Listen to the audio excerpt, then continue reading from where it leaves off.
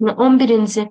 Verilən situasiyalardan hansı inklüziyanın təmin edilməsinə nümunə ola bilməz? A-da müəllim təlim prosesində şagirdlərin iştirakını artırmaq üçün fərqli təlim metodları və interaktiv texnologiyalardan istifadə edir. Bəli, müxtəlif texnologiyalardan istifadə edə bilər, video slaytlar hazırlaya bilər. Bu tamamilə doğrudur.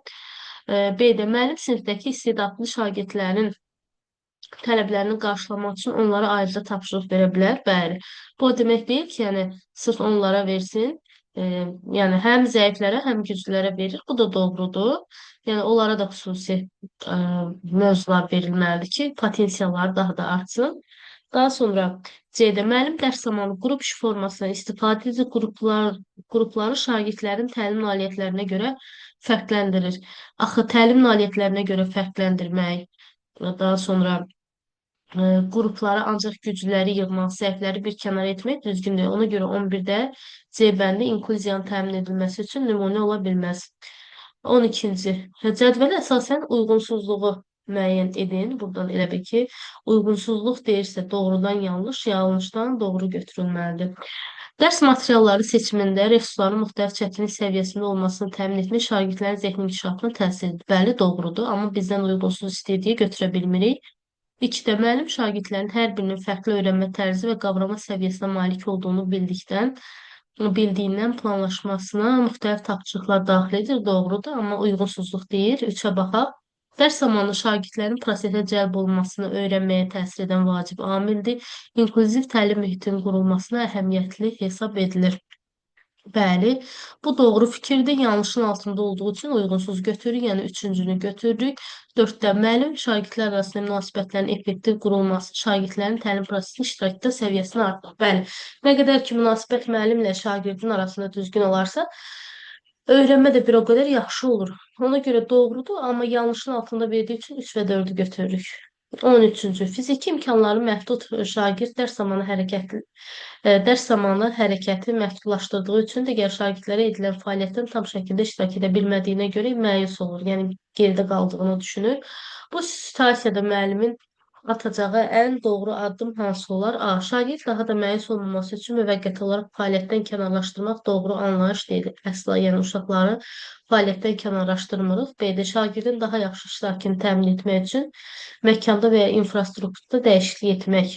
Bu ola bilər. İnfrastrukturda dəyişiklik edə bilər. Ona görə B-ni götürəcəyik. C-də şagirdin bu halını qabartmadan fəaliyyəti planlaşdırdığı kimi davam etmək. Üzr istəyirəm. 11-də daha doğrusu burada e, B'də ola bilər. B şagirdin daha yaxşı iştirakını təmin etmək üçün məkanda və ya infrastrukturda dəyişiklik etmək daha doğru anlayışdır.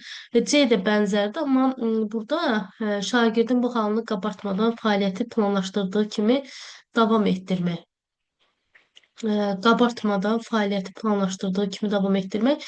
Yəni qabartmadan dedikdə nəzərdə tutulmalıdır ki, yəni gözə çarpmadan, amma ən doğru variant B-dir. Digərləri uyğunsuzdur. Bu situasiyada uyğun gələn B olur. D-də şagirdə bu halı olduğu kimi qəbul etməsi və yoldaşları kimi fəaliyyətdə iştirak edə bilməyəcəyini bildirmək bu yanlış anlayışdır. Onun qəlbini qırmaq olar. Bu cür şagirdləri əvvəldən bu tip tapşırıqlara cəlb etməmək yanlışdır. Cəlb etmək lazımdır, amma düzgün şəkildə məkanda, infrastrukturda dəyişiklik edərək. 14. Universal dizaynın prinsiplərinin nümunələr arasında uyğunluğu müəyyən edin. Cəlb et. Bilirik ki, neçə dənə universal dizaynımız var idi? Cəlb etmə, təqdimat, bir də fəaliyyət.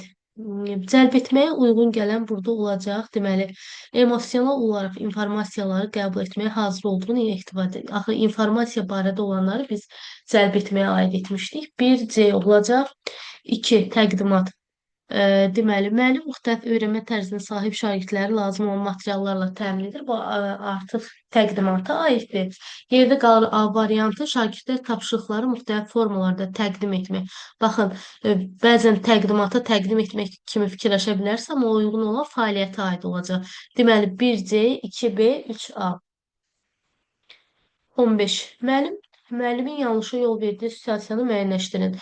Müəllim dərsdə fəaliyyətlər arası keçidləri təşkil edərkən şagirdlərin müxtəlifliyini nəzərə alır. Bu doğru deyil. Müxtəlifliyi belə deyək də yol verilməsi əslində belə deyək, doğru götürülür. Amma bizdən soruşur ki, yanlışa yol verdiyi situasiyanı müəyyənləşdirin. Deməli, dərsdə fəaliyyətlər arası keçidləri təşkil edərkən şagirdlərin müxtəlif, yəni zəifdir, güclüdür, bunları diqqətli olur burada. Bu A bəndi doğrudur, amma bizə yanlış istəyir. B-yə baxaq. Müəllim mövzunu daha dərindən öyrənilməsi və dərsdə hər bir şagirdin iştirakını təmin etmək üçün müvafiq mövzuda esse yazdır. Baxın, bu esse yazdırmaq düzgün anlayış deyil. Dərindən öyrənilməsi, dərsdə hər bir şagirdin iştirakını təmin etmək üçün müvafiq mövzuda esse yazdırılmasını tapşırır. Bu səhvdir. Ona görə 15-də olacaq B. 16. Müəllim hansı fəaliyyət sinifdə pozitiv və inklüziv mühit yaratmağa xidmət etmir? Müəllim yaxınlaşan bayramla əlaqədar şagirdlər üçün maraqlı ola biləcək tədbir planlaşdırır və şagirdlərə oynayacaqları rolları təqdim edir. Yəni birdən-birə rol təqdim etməsi, birdən-birə qəfildən bunu deməsi düzgün deyil. Ona görə bu sinifdə pozitiv, inklüziv mühit yaratmağa xidmət etmir. B-də multikulturalizm haqqında maarifləndirici tədbir təşkil edir. Demişdik ki, multikulturalizm bərabərlik mənasını ifadə edir. Bəli, bu doğrudur. Dərsin əvvəlində valideynlərlə əlaqə saxlayıb şagirdlərin xüsusi ehtiyacları ilə bağlı məlumat toplayır. Doğrudur. Müəllim şagirdlərdə sinif icmasına aid olma hissini formalaşdırmaq üçün onları tədrisin təşkilə bağlı təkliflərini dəyərləndirir. Doğrudur. Müəllim formativ qiymətləndirmə apararkən şagirdin xüsusiyyətlərini nəzərə alaraq rəy verir. Doğrudur.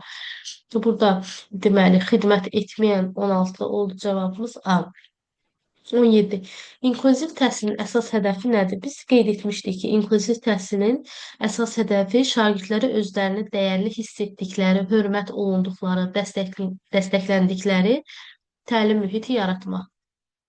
Daha sonra 18. Cədvələ əsasən burada seçməliyik biz uyğunsuzluğu. Daha doğrusu uyğunluğu. Doğrudan doğru, yanlışdan yanlış. Uyğunsuzluq desəydi əgər doğrudan yanlış, yanlışdan doğru olardı. Gəlin baxaq. İnklüziv təhsilin təşkili fasiləsiz prosesli və məktəblərin bütün şagirdlər üçün faydalı olmasına yönəl. Bəli, doğrudur. Biri götürəcəyik. İkiyə baxaq. İnklüziv təhsil sağlamlıq imkanı məhdud və müxtəlif qabiliyyətlərə malik şəxslərin təhsilin müəyyən mərhələsinədək tədrisə cəlb edilməsini nəzərdə tutun. Müəyyən mərhələsinədək fikri yanlışdır. Ona görə 2-ni çıxdıq. 3-ə baxaq. İnklüziv təhsil sağlamlıq imkanı məhdud şəxslərin məktəblərin daxilindəki xüsusi təhsil almasını nəzərdə tutur. Sağlamlıq imkanı məhdud şəxslərin məktəblərin daxilindəki xüsusi bölmə yox, ümumi olmalı idi. Ona görə 3-də yanlış götürülür. Ona görə 1-dən 3 olacaq burada. O 4-də nə deyir bəs? İnklüziya hər kəs üçün ədalətli. Bəli, ədalətlilik, vicdanlıq inklüziyanın açar sözləridir. 19-cu. İnklüziv təhsilin həyata keçirilməsi ilə bağlı müəllim yanlış fəaliyyəti hansıdır? Müəllim sinifdə şagirdlərin əməkdaşlığına yönəlik fəaliyyətlərə üstünlük verir. Bəli, dostluq, bərabərlik doğrudur. Müəllim şagirdlərin müxtəlif tipli və fərqli perspektivləri əhatə edən resurslarla təmin edir. Bəli. Müəllim bir dərs ərzində mövzu ilə bağlı həm aşağı, həm yuxarı təfəkkür səviyyəsinə uyğun suallar hazırlayır. Bəli. Demişdik ki, bu ən doğrudur ki, yuxarı və aşağı təfəkkür səviyyəsinə uyğun etməlidir. Şagirdlərin dərs müddətində necə davranmalı olduqları ilə bağlı gözləntiləri əvvəlcə onların nəzərinə çatdırır. Tamamilə doğrudur. E-də bölmənin qiymətləndirilməsini təşkil edən zaman şagirdlərin əsasən emosional sabitliyini dəyərləndirir. Yox, gördükləri işləri, vaxtı, bunları da nəzərə almalıdır. Tək emosional sabitliyi dəyərləndirir, yanlışdır. 20. İnklüziv sinifdə müəllimin rolu nədən ibarətdir? Təbii ki, müəllimin rolu şagirdlərin müxtəlif təlim ehtiyacına əsasən fərqli təlimatlar vermək. Bu tamamilə doğrudur. 21. Müəllim şagirdlərdə oxuyub anlama bacarığını formalaşdırmağı planlaşdırır. Müəllim dərs zamanı hansı fəaliyyət onun məqsədinə xidmət etməz?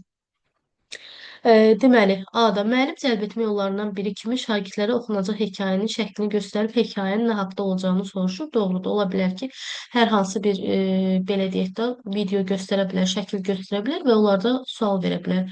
Oxunacaq mətnlə bağlı Bloom taksonomiyası müxtəlif mərhələlərinə uyğun suallar hazırlaya bilər, anlamağa uyğun suallar hazırlaya bilər. Doğrudur.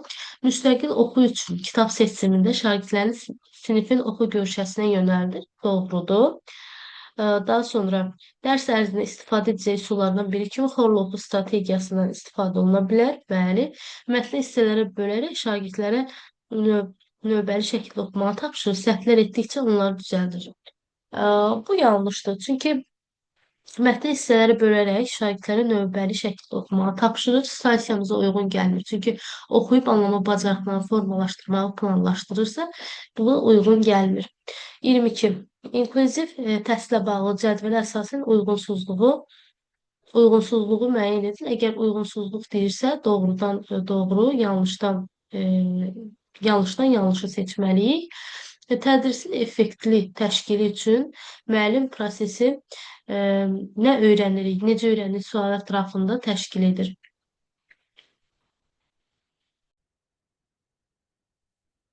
Tədrisin effektli təşkili üçün müəllim prosesi nə öyrənirik, necə öyrənirik sualları ətrafında təşkil edir.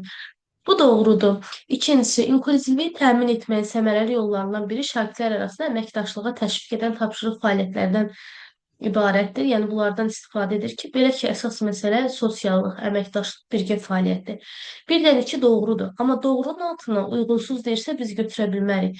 İndi yanlışa baxaq. Qrup işini təşkil edən zaman şagirdlərin istəklərini nəzərə almaq yerinə ədalətli bölgə etmək daha düzgün yanaşmadır. Bu da doğrudur. İnklüziv təlim mühitində qiymətləndirmənin rəqabətə səbəb olmasına imkan vermək arzu olunmaz haldır. Doğrudur. Yanlışın altından doğru, amma uyğunsuz olduğu üçün üstdən 4-ü götürəcək C bəndi. İnklüziv təhsilin şagirdlər üçün faydalılığına aid deyil. Deməli, şagirdlərin fərdi xüsusiyyətləri nəzərə almaqla onlar üçün dəstəkləyici mühiti formalaşdırılması nəzərdə tutulur. Doğru. Tədris prosesində hər kəsin iştirakı, vacibliyini nəzərə almaqla bərabər imkanlar yaratmağa ehtiva edir. Bərabərlik, birgəlik doğrudur. Hər kəsə dəyərli olduğunu hiss etdirmək. Yəni, sən də cəmiyyətin bir dəyərli üzvüsən, sən də bu cəmiyyətə aidsən, deməli, duyğusunu aşılayır. Bu təbii ki, yanlışdır. Bir dəqiqə, inklüziv təhsilin şagirdlər üçün faydalılığına aid deyil, aid olmayanı soruşur. Hər kəsə dəyərli olduğunu hiss etdirməklə onlar da cəmiyyətə aid olma duyğusunu aşılayır. Bəli, doğrudur bu da. Amma aid olmayansa tədrisdə təlim ehtiyaclarını nəzərə almaqla hər kəsin təhsildən yararlanmasını təmin edir. Bəli, şagirdlər əsasən fərdi fəaliyyətlər təşviq etməklə onları cəmiyyətə müstəqil yaşamağa və inkişaf etdirməyə yönəldir. Səhvdir. Bəlkə o fərdi fəaliyyət yox, qrupla fəaliyyət istəyir. Birgə fəaliyyət istəyir. Yəni tək fərdi fəaliyyəti biz nəzərdə tuta bilmərik. Ona görə E bəndi səhvdir. 24. Verilmiş cavablardan hansı inklüziv qiymətləndirmə ilə bağlı yanlışdır? Müəllim öyrənmənin dəyərləndirilməsi və şagirdlərin inkişafı üçün özünü qiymətləndirmə, yoldaş qiymətləndirməsi rubiklərdən istifadə edir. Doğrudur. Bölmənin sonunda kiçik summativ qiymətləndirmə keçirərkən qiymətləndirməni yazılı tapşırıqlar, təqdimatlar, layihələr, əl işləri üsullarını istifadə etməklə təşkil edir. Doğrudur. Qiymətləndirmə zamanı müxtəlif ehtiyacları olan şagirdlərə dəstək olmaq üçün daha uzun vaxt vermək, köməkçi texnologiya, sadələşdirilmiş dil, alternativ yollardan istifadə doğrudur. Şagirdlərin anlayışları nümayiş etdirmək üçün şifahi cavablar, multimedia təqdimatları, praktik nümayişlər kimi alternativlərdən istifadə oluna bilər. Müəllim şagirdlərin savadlılıq kompetensiyasını inkişaf etdirmək üçün bölmə ərzində onların müxtəlifliyini nəzərə almaqla yazı tapşırıqları verir. Yalnız yəni savadlılıq kompetensiyasını inkişaf etdirmək üçün bölmə ərzində onların müxtəlifliyini nəzərə almaqla yazı tapşırığı verməsi düzgün deyil. Axı şərtdə deyir ki, inklüziv qiymətləndirmə ilə bağlı yanlışdır. Sadəcə yəni bu kompetensiyaya yönəlməməlidir. Bütün kompetensiyalar nəzərdə tutulmalıdır. 25-də. Qrup iş zamanı öyrənmə çətinliyi olan şagird tapşırığın təlimatını almaqda çətinlik çəkir. Bu situasiyada müəllimin atacağı ən doğru addım nə olardı?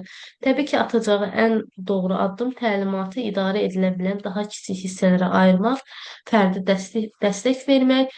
Bu halda şagird təlimatı daha yaxşı anlaya bilər. Yəni ona uyğun, onun səviyyəsinə uyğun başa düşəcəyi tərz etməsi daha doğru olardı.